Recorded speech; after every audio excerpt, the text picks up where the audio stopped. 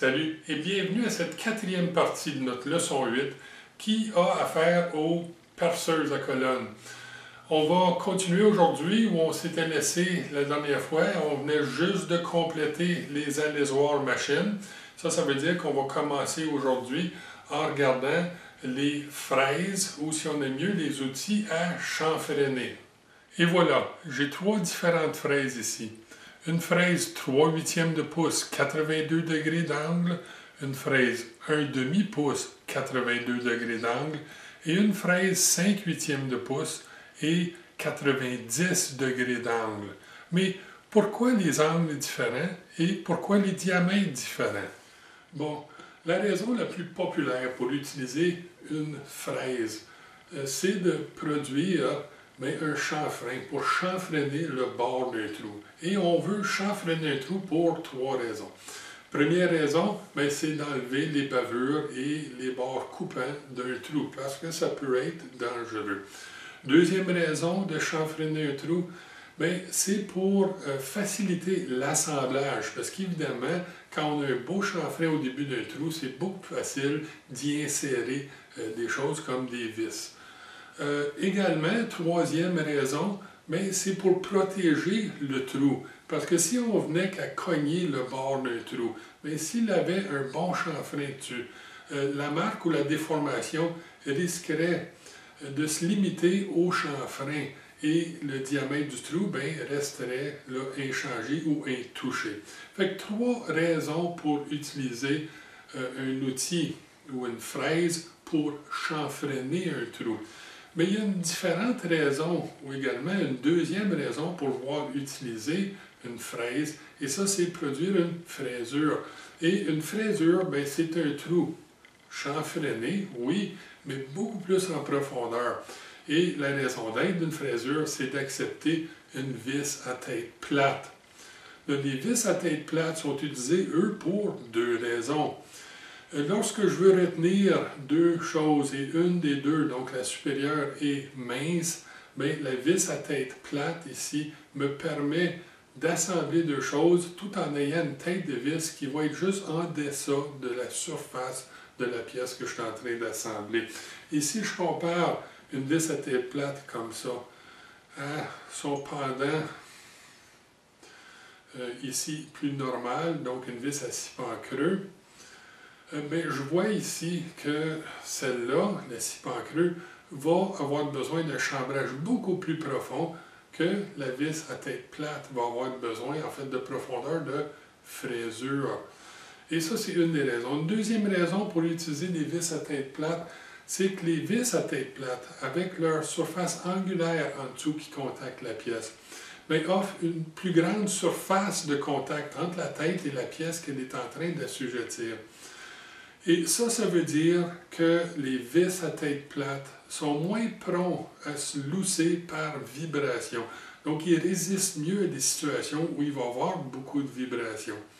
Bon, on a deux raisons pour utiliser des fraises. Mais pourquoi est-ce qu'on avait deux angles différents? Les deux premières avaient des angles de pointe de 82 degrés. Et la dernière, elle avait un angle de pointe de 90 degrés. Pourquoi la différence? C'est à cause des vis à tête plate. Une vis à tête plate impériale a un angle ou un V de 82 degrés. Et une vis à tête plate métrique a un V de 90 degrés. Et c'est pour ça qu'on a deux angles différents. Et il est important, lorsqu'on utilise une fraise comme ça, de savoir est-ce que j'ai une fraise de 90 ou de 82 degrés. Notre fraise à 90 degrés de pointe, c'est celle-là que je vais utiliser de préférence pour le chanfreinage des trous. Ça simplifie ma vie énormément parce qu'une pointe de 90 degrés, elle a des côtés de 45 degrés. Et ça rend ma vie simple parce que c'est facile à calculer. Le 45 degrés est égal sur les deux côtés opposés à l'hypoténuse. Ça veut dire que si je suis en train de fraiser un trou, produire une fraisure, bien, si je pénètre par 1 mm, j'agrandis par 2 mm parce que j'ai 45 degrés de chaque côté. On voit que c'est simple, c'est très facile à calculer. Puis si je suis en train de viser pour un diamètre quelconque, bien, je peux le mesurer puis savoir combien est-ce qu'il me reste à rentrer pour arriver à mon diamètre final simplement. Le trou, le chanfrein va grossir ou la fraisure va grossir 2 fois la profondeur que je pénètre. Fait que c'est simple et facile à figurer. Donc j'utilise le 90 degrés pour le chanfreinage et pour produire des fraisures pour des vis à tête plate métrique. Et le 82 degrés, je vais vraiment seulement l'utiliser pour produire des fraisures pour asseoir des vis à tête plate impériaux. Bon, on commence à savoir, on a des angles différents, mais j'ai mentionné au début qu'on avait des diamètres différents également, 3, 8, 1,5, 5, 8 pour l'autre. À quel moment est-ce que j'utiliserais un ou l'autre? Bien, si j'avais à produire une fraisure, excusez, j'ai de la misère, fraisure de 3/8 de pouce, bien, je ne choisirais pas la fraise ici, 3/8 de pouce. On veut toujours choisir une fraise légèrement plus grosse en diamètre que le diamètre majeur de la fraisure que je veux produire. Et pourquoi? Mais parce que lorsque l'outil pénètre la pièce, je veux que l'angle de la fraisure arrive jusqu'au bord, que ce soit bien propre. Si je prenais un outil qui avait le même diamètre, exemple, ici je veux produire une fraisure de 3/8 de pouce, si je prenais la fraise de 3/8 de pouce, son diamètre majeur étant 3/8, je pourrais, si je rentrais un petit peu trop creux, avoir un bord parallèle avant que l'angle commence. Et ça, c'est réellement pas ce que je veux avoir. Fait qu'on choisirait pour produire une fraisure de 3/8 de pouce, une fraise ici de 1,5, légèrement plus gros. Voici ce que je veux et voici ce que je veux pas. Si j'ai une fraise qui est plus grosse que le diamètre majeur du chanfrein que je dois produire, bien, je vais avoir des bords très propres qui sortent proprement de la surface de la pièce. Si par contre le diamètre de ma fraise est trop proche du diamètre final du chanfrein que je veux produire, bien, je vais finir avec quelque chose qui ressemble à ça, qui a un petit bord parallèle avant le début du V. Et ça ressemble plus à un chambrage. Et ça, c'est vraiment pas ce que je veux obtenir. Bon, on sait qu'on a des diamètres de fraises différentes et des angles de fraises différentes. Et on sait qu'on va favoriser les fraises 90 degrés, à l'exception des moments où on a besoin de produire une fraisure pour une vis à tête plate impériale.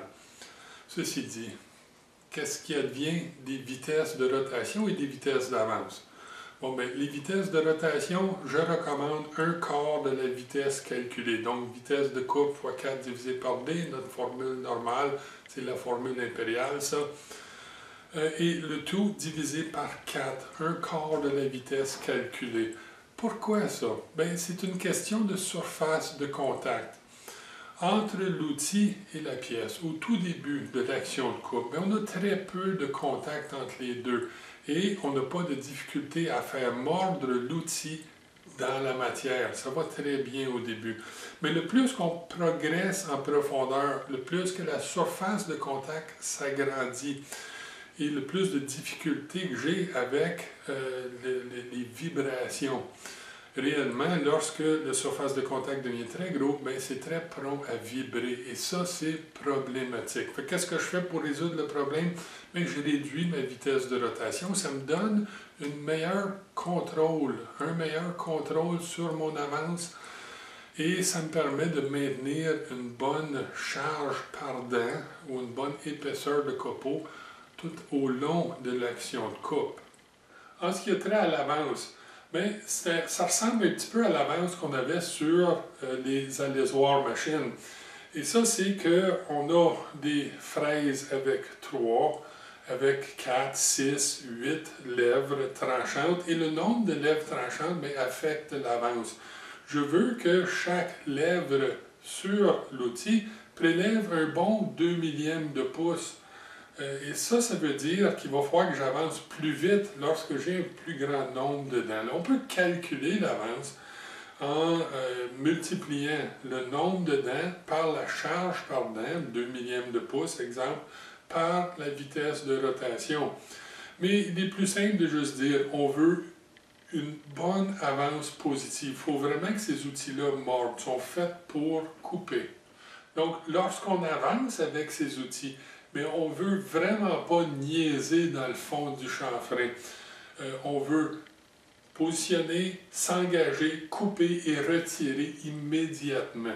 Si on laisse l'outil frotter dans le fond, bien, on va avoir un problème de vibration et de fini d'état de surface. Donc, on ne veut pas du tout niaiser. On coupe et on se retire. Voici un exemple d'un projet où j'utilise un chanfrein pour chanfreiner plusieurs trous. Et voilà, nos 8 trous sont complétés. On peut maintenant passer au chanfreinage. La fraise à chanfreiner est un outil de forme qui requiert une vitesse réduite comparativement aux forêts. On optera donc pour notre perceuse d'établi qui, grâce à son système d'ajustement de vitesse à courroie double, peut être réglé à des vitesses inférieures à 100 révolutions minute. Avec l'outil bien accoté sur le bord du trou, on peut régler l'écrou de profondeur contre la butée de profondeur, puis le reculer d'un demi-tour. On peut ensuite la bloquer à l'aide du contre-écrou. Quoique la profondeur devra être ajustée pour chaque diamètre de trou différent sur cette surface, cette technique a l'avantage de produire des chanfreins d'apparence constante, peu importe le diamètre des trous. Donc, on chanfreine jusqu'à ce que la butée s'accote et on passe au prochain trou.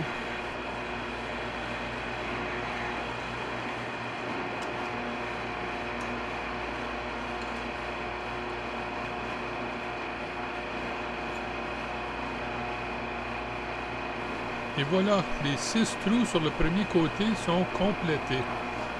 Au lieu de perdre beaucoup de temps et de faire, dans le fond, 4 ajustements en profondeur, on va plutôt inverser le bloc et chanfreiner les 6 trous sur le deuxième côté, puisque notre profondeur est déjà réglée.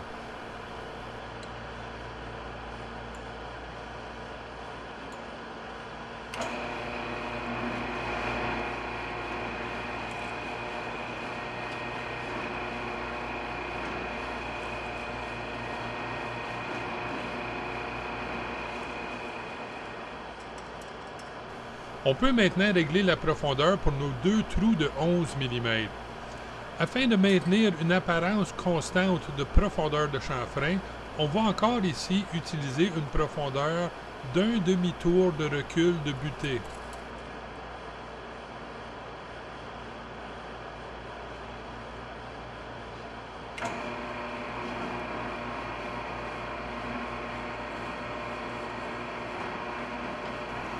Une fois chanfreiné, on peut inverser le bloc pour chanfreiner les 2 trous de 11 mm sur le premier côté du bloc.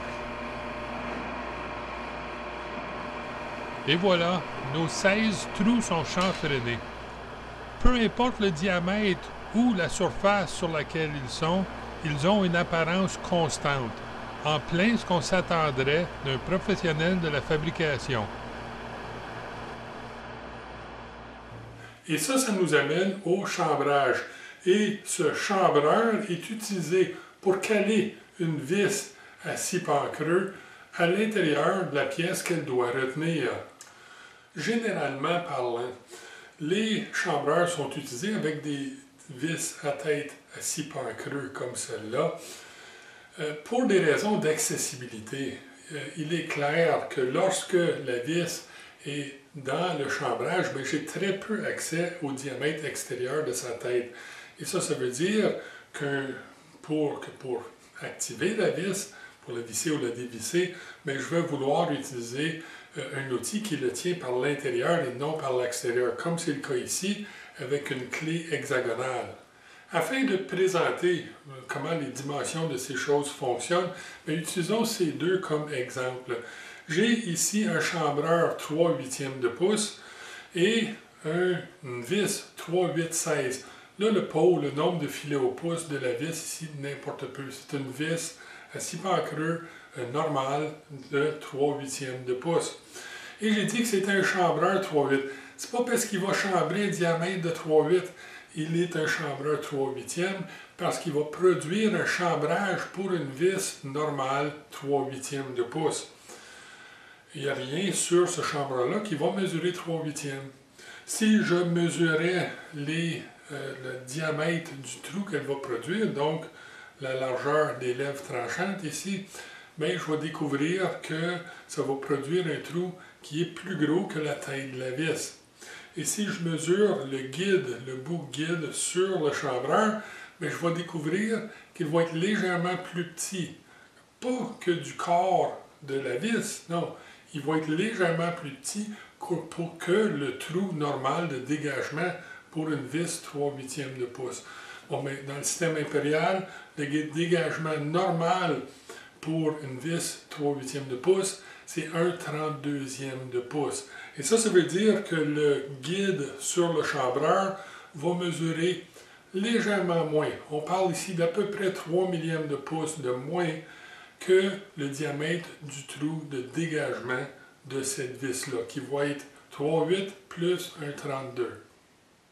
Bon, mais si on les mesurait pour voir, si je mesure ici les surfaces de coupe, les lèvres tranchantes, bien, j'ai, à toute fin pratique, 600 millièmes de pouce. Et si je mesure la tête de la vis ici, bien, je vois que j'ai à peu près 550 millièmes de pouce. Et ça veut dire que j'ai sur la tête, lorsqu'inséré dans le chambrage, un dégagement de 50 millièmes de pouce, ou si on aime mieux, 25 millièmes par côté. Et ça, c'est parfait pour ce genre de vis-ci. Si par contre je mesure le guide au bout du chambreur, bien, je vois ici que j'ai 402 millièmes de pouce. Et je sais que le trou de dégagement que j'ai produit pour la vis doit être 1/32 de pouce au-dessus du 3/8 de pouce de la vis. Et ça donne 406 millièmes de pouce.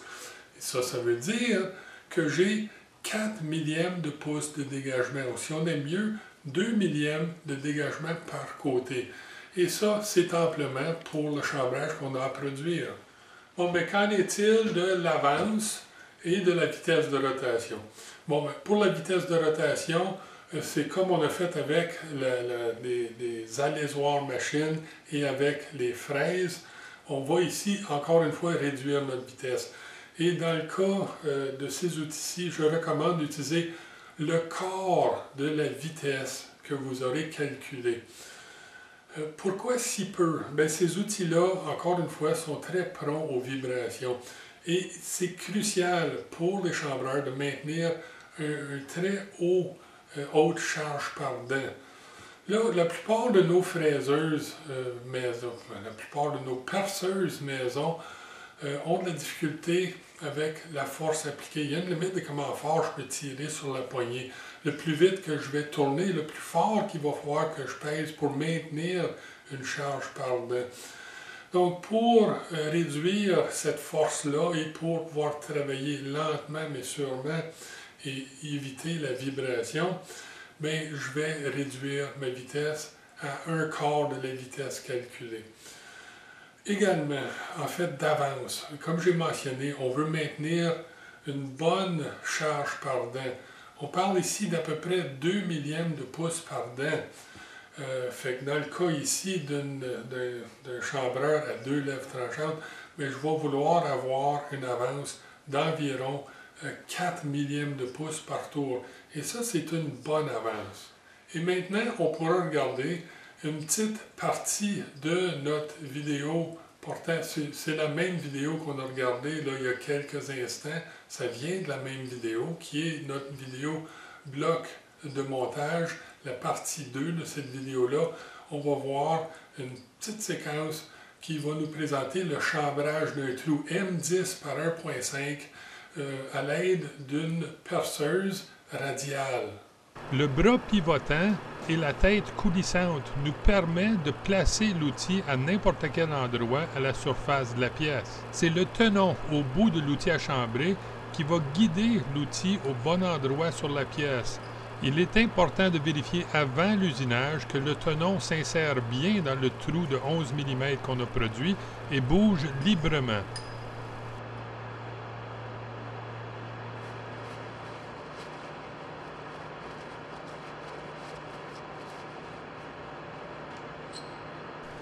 On va monter la pièce sur 2 cales parallèles.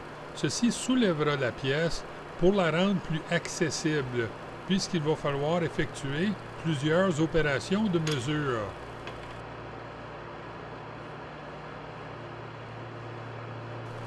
Après avoir ajusté la vitesse de rotation à environ 60 révolutions par minute, je peux, à l'aide du bras pivotant et de la tête coulissante, positionner le tenon de l'outil de coupe dans le trou qu'on veut chambrer.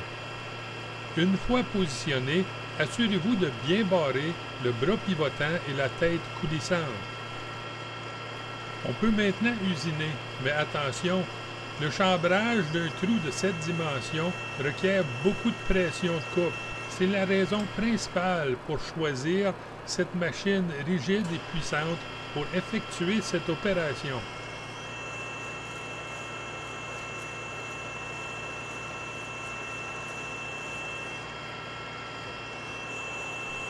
La chaleur engendrée par cette opération d'usinage est énorme. Il faut donc refroidir l'outil régulièrement.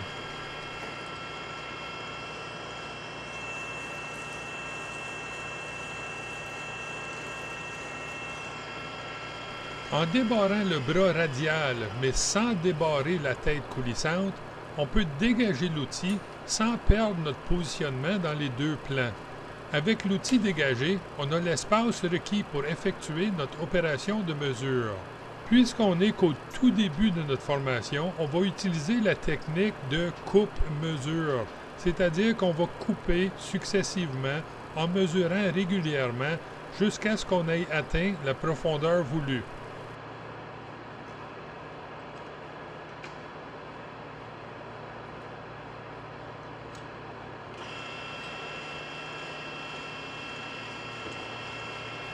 Une fois qu'on a atteint la profondeur voulue, on reprend les mêmes opérations sur le deuxième trou. Bon, notre chambrage est terminé. On peut retirer la pièce et surtout, n'allez pas chambrer la deuxième extrémité du trou. Les trous ne sont chambrés qu'à une extrémité. Donc, on a pu voir que les chambreurs, c'est des outils qui sont vraiment le fun à utiliser, mais qu'ils requièrent beaucoup de force de coupe. C'est impressionnant comment fort que ça prend. Donc, ce n'est pas des outils à utiliser sur des petites perceuses délicates. Ça prend quand même quelque chose d'assez costaud. Il est également important ici de se rappeler qu'on n'a pas beaucoup de dégagement entre les guides et le trou de dégagement de la vis. Dans ce cas-ci, on avait à peu près 2 mm par côté, ce qui est à peu près normal. Mais avec si peu d'espace, c'est important de lubrifier. Il faut lubrifier et une bonne huile de coupe normale, c'est tout ce qu'on a besoin pour ça. Mais qu'en est-il des outils pour produire des lamages? Bien, vraiment, un outil pour lamer un trou ressemble en tout point, ou presque en tout point, à un outil pour chambrer un trou. Mais le lamage se produit en surface seulement, parce que l'objectif de produire un lamage, c'est de nettoyer le trou, juste le bord du trou, pour asseoir une tête de vis, mais pas pour la caler à l'intérieur de la pièce. Donc, le chambrage était surtout utilisé avec des vis à 6 pans creux, mais le lamage va être surtout utilisé pour des vis à tête hexagonale ou des écrous hexagonales. Là, la différence est réellement ça. Le diamètre est plus gros que le chambrage. Donc le lamage plus gros que le chambrage par rapport au trou qu'on est en train de lamer ou chambrer. Et parce que les têtes hexagonales, ben, c'est plus gros, ça a besoin de plus d'espace. Où est-ce qu'on les utilise? Ben, on utilise les lamages surtout sur des pièces coulées. Lorsqu'on ne veut pas usiner toute une surface parce qu'on a besoin d'une belle surface juste pour asseoir une tête de vis, mais vraiment le lamage là, est tout indiqué pour ce genre de situation. Et ça nous amène au tarot. Et il y a en général 3 méthodes de base pour utiliser une perceuse à colonne pour tarauder un trou. La première méthode, ben, c'est d'insérer le tarot directement dans le mandrin porte-forêt et sans activer la machine, ben, tarauder le trou à la main en tournant le mandrin à la main. Deuxième méthode, ce serait d'utiliser une pointe ou un centre qui est monté à l'aide d'un ressort pour retenir et positionner l'alignement du tarot tout au long du taraudage du trou. Et la troisième, ben, c'est d'utiliser une tête à tarauder. Là, je n'en parlerai pas plus que ça parce qu'on a déjà couvert le sujet en long et en large dans la vidéo portant sur le travail à l'établi. C'était la partie 4 de cette vidéo-là. Fait que voici par contre quelques courts extraits de ces vidéos-là, là, juste pour nous remémorer ce qu'on avait vu. Là, ces clés en T ont 2 gros avantages par contre. Et ça, c'est qu'ils réduisent l'espace requis pour travailler. Donc, si je suis serré et je n'ai pas grand place pour travailler, mais souvent, ces clés en T, ben, ça devient très pratique. Et également, si j'ai un tarot qui n'a pas de trou de centre et j'aimerais en avoir un, mais certains clés en T, pas celle-ci, il n'y en a pas, mais celle-ci, elle a un trou de centre sur l'arrière ici. Et ça me permet d'utiliser un centre à ressort, okay, pour aligner mon tarot dans un trou. Donc, allons voir comment ça peut fonctionner. Ce que je veux faire ici, c'est produire un filet 1/4 dans un trou, dans cette pièce d'acier doux. Là, j'ai déjà percé mon trou à 201 millièmes de pouce et j'ai maintenu l'alignement puisque ma pièce percée est fixée sur la table et que la table est bien barrée en place. Et je peux voir que tout s'aligne. Parce que pour que cette opération fonctionne, ben, il faut que je maintienne l'alignement du foret du trou jusqu'à ce que mon filet soit presque complet. Bon, ça c'est bien installé. Je veux donc maintenant, et regardez, je me suis laissé beaucoup d'espace, parce que ce que je veux faire, c'est installer cette pointe à ressort dans mon mandrin porte-forêt et utiliser cette pointe pour guider mon tarot 1/4 droit, perpendiculaire ou parallèle au trou, avec le trou de centre dans le manche en T et cette pointe à ressort. Fait installons ça.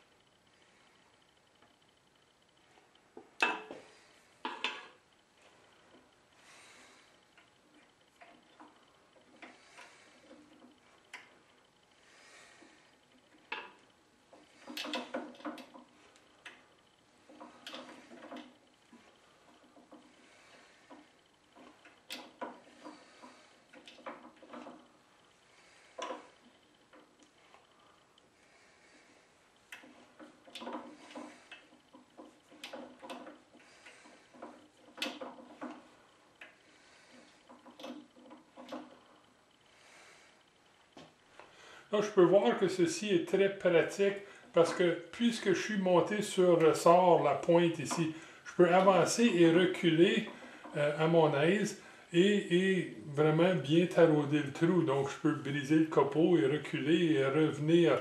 Mais je peux constater également que cette poignée est très petite et elle m'oblige à forcer beaucoup. C'est pas quelque chose de très confortable à travailler avec. Et il me reste beaucoup de taraudage à faire.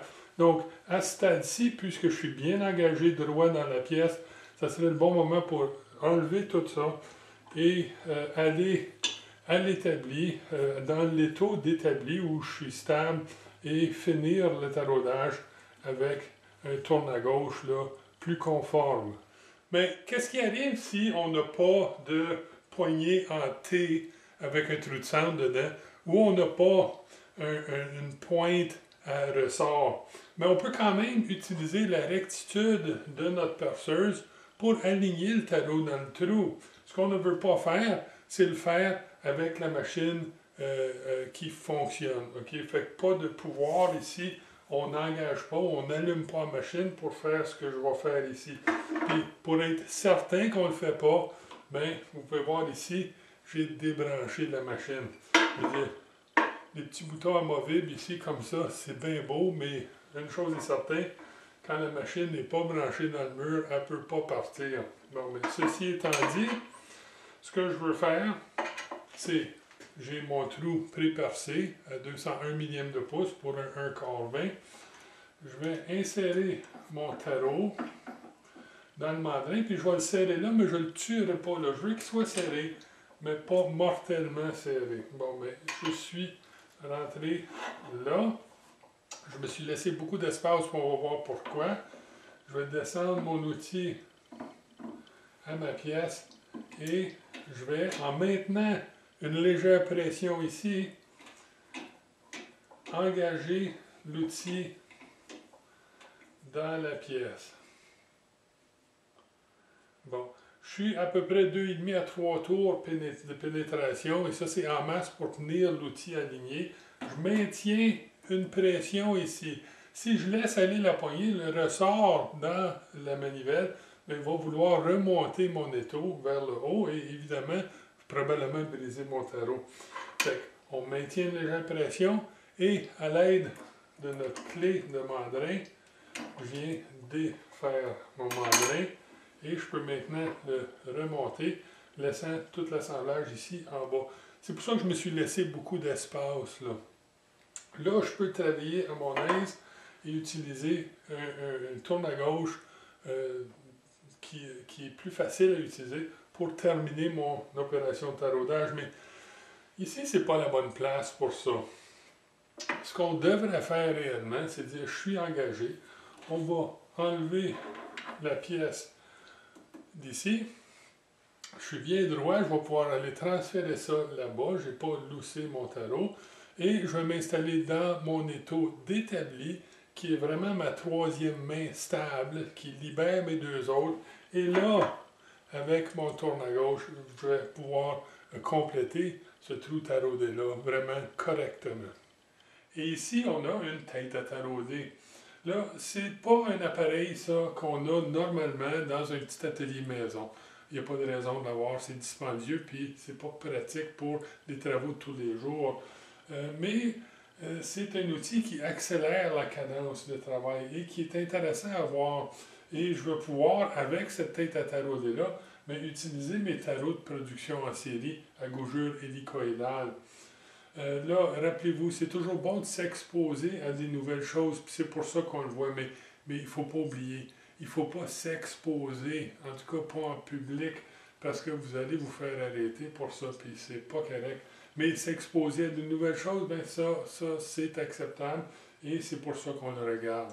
Si on commence avec ce qu'on a en bas ici, j'ai ma pièce que je veux tarauder, que j'ai montée dans un étau, pour me donner un peu de masse, parce que ceci va être flottant. Ça va me permettre de me déplacer rapidement d'un trou à l'autre, puis quand même contrecarrer la force de taraudage, parce que j'ai une bonne masse ici que je vais pouvoir tenir à la main. J'ai pré-percé 5 trous qui ne passent pas bord en bord de la pièce. Et donc, je vais vouloir utiliser comme tarot de production mon tarot à gaugure hélicoïdale qui va sortir les copeaux vers le haut. Ensuite, on peut voir ici qu'on a notre tarot à gougure hélicoïdale monté dans le porte-tarot, qui lui est flottant. On voit qu'il y a un certain mouvement dans tous les sens, en haut, en bas et côté-côté. Ce qui me donne un peu de jeu, parce que cette tête à tarot-là me donne réellement trois choses importantes. Ça me permet d'avoir un peu de jeu ici. Ça flotte tout en tournant positivement l'outil. Et ça, c'est important pour ne pas briser le tarot, qu'il y ait un certain flottement possible. Deuxième chose d'important ici, c'est qu'à l'intérieur, il y a un train d'engrenage qui permet d'inverser le sens de rotation de la broche. Donc, quand je descends, il va tourner dans le sens normal. Et quand je remonte ici, ça va enclencher des engrenages qui vont changer la direction de rotation et l'outil va pouvoir ressortir librement du trou. Fait que ça, c'est notre deuxième chose. Troisièmement, bien, on a un embrayage à friction ici. Et ça, c'est important. Je l'ai réglé au niveau 2 pour éviter de briser mon tarot. Si je file jusqu'au fond et je frappais le fond et il n'y avait pas d'embrayage à friction, mais je pourrais facilement m'appliquer trop de force et briser mon tarot. Ça ici, ça va me sauver bien des maux de tête, mais ça peut être compliqué à régler correctement. J'ai réglé ma vitesse et pas finalement, mais presque. On peut voir ici qu'on a un petit bras qui s'accote. Pour l'action d'inversion de sens de rotation, il faut qu'au moins une partie du train d'engrenage ne soit pas en rotation avec la broche. Et c'est à ça que sert ce bras-ci, qui vient s'accoter contre la butée que j'ai placée sur la table pour permettre un mouvement libre tout en empêchant la rotation d'une partie du train d'engrenage.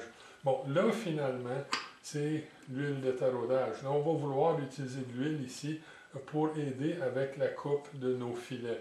Donc, regardons à quoi ressemble le taraudage de trou à l'aide d'une tête à tarauder.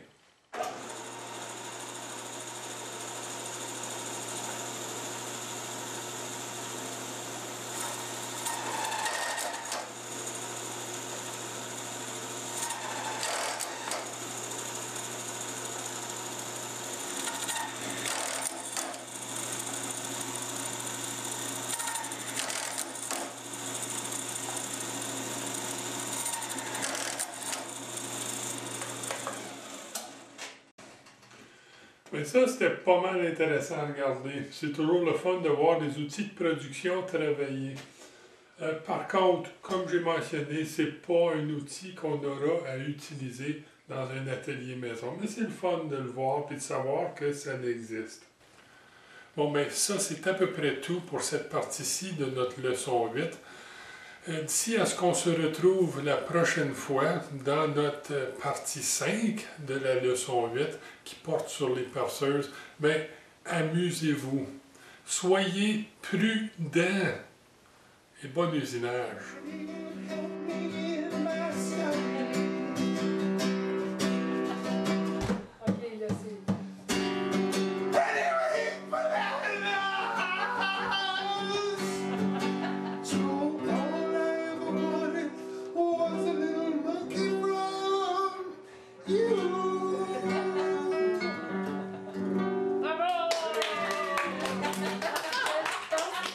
There you go.